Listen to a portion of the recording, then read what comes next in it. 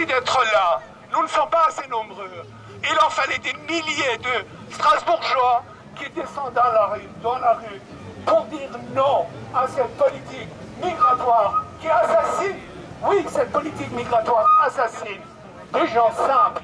Aylan, âgé de 3 ans, il a été assassiné parce que le gouvernement canadien a refusé de donner asile politique à ses parents et à Aylan. Oui, c'est un assassinat. Nous n'avons plus de larmes. Il ne suffit plus de pleurer. Il faut agir. Il faut accueillir.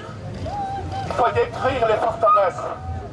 Il faut ouvrir les frontières à des gens qui n'ont rien, plus rien.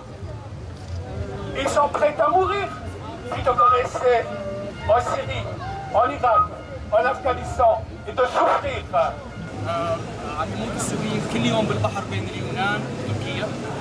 Il y a tous les jours des enfants qui meurent dans la mer entre la Syrie et la Grèce.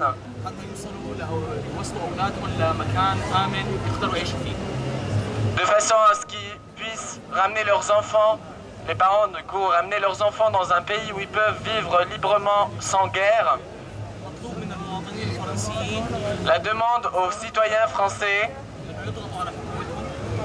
c'est qu'ils font pression sur leur pays, enfin sur leur gouvernement, pour faciliter les procédures de demande d'asile. Ça ou tout le peuple syrien qui est en train de mourir à cause des armes chimiques et des bombes, etc. etc. C'est tout ce qu'on demande.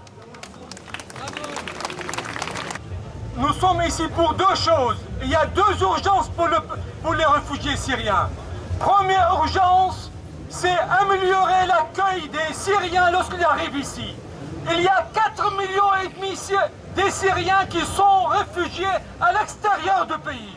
Il est temps que la France prenne en charge une partie de cette population. Il faut aussi améliorer l'accueil des réfugiés syriens.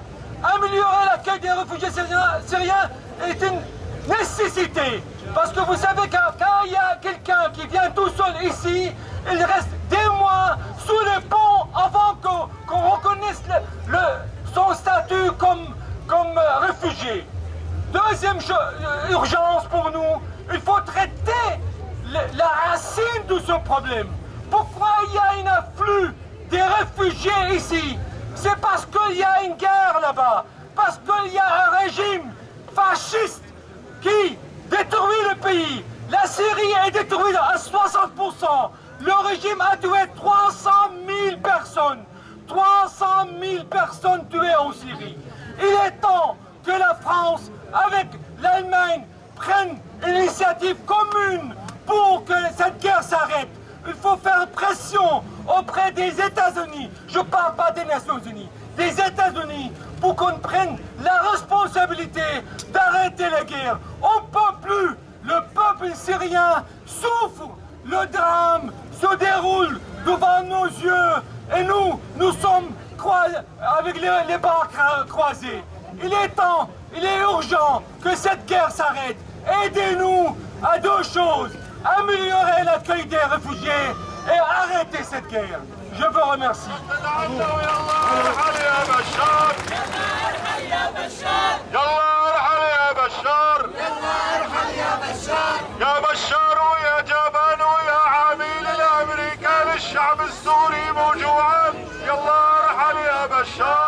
Voilà, je suis venue comme vous aujourd'hui pour manifester ma solidarité, comme tout être humain sur cette terre, manifester ma solidarité pour tous les réfugiés qui viennent rejoindre une terre de paix, une terre où ils puissent avoir un peu de protection, un peu d'accueil, ce qu'ils n'ont pas eu jusqu'à présent. Aujourd'hui, il y a un réveil des consciences et j'en suis heureuse. Je salue aussi tous mes collègues qui ont fait la même démarche aujourd'hui, qui sont venus témoigner de leur solidarité également. Est-ce que vous serez prêt à accueillir un réfugié chez vous? À la limite, pourquoi pas, oui. Il peut dormir au salon, sur le canapé. De toute façon, j'ai envie de faire quelque chose. Pourquoi ne pas aller à Calais, hein? À Calais, il manque de bras. Il y a du matériel qui arrive d'Angleterre, ils ne savent plus où le mettre. Récemment, je ne sais pas si vous êtes au courant, il y a quelques jours, il y a 150 cyclistes qui sont venus de Londres et ils ont laissé les vélos là-bas, ils sont rentrés à Londres à pied. On fasse pression sur le RIS, là, notre maire, quoi. On peut ouvrir des locaux, là, il y a des locaux de l'évêché qui sont vides, des centaines de logements qui ne servent à rien. C'est pas normal qu'on laisse mourir des gens dans la mer.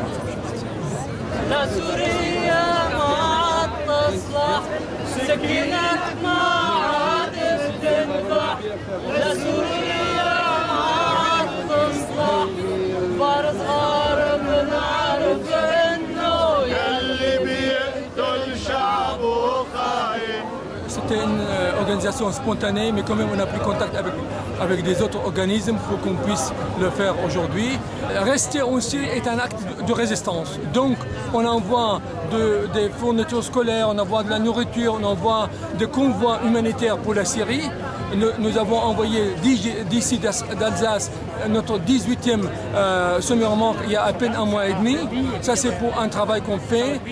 Et aussi on travaille sur l'autre front, c'est un travail médiatique et demander aux gens d'accueillir des réfugiés ici en Alsace. Peut-être maintenant il y aura un changement de politique pour accueillir davantage des réfugiés syriens et nous encourageons les autorités françaises à accueillir davantage des réfugiés syriens. Il est temps qu'il y ait un élan national pour accueillir les réfugiés syriens.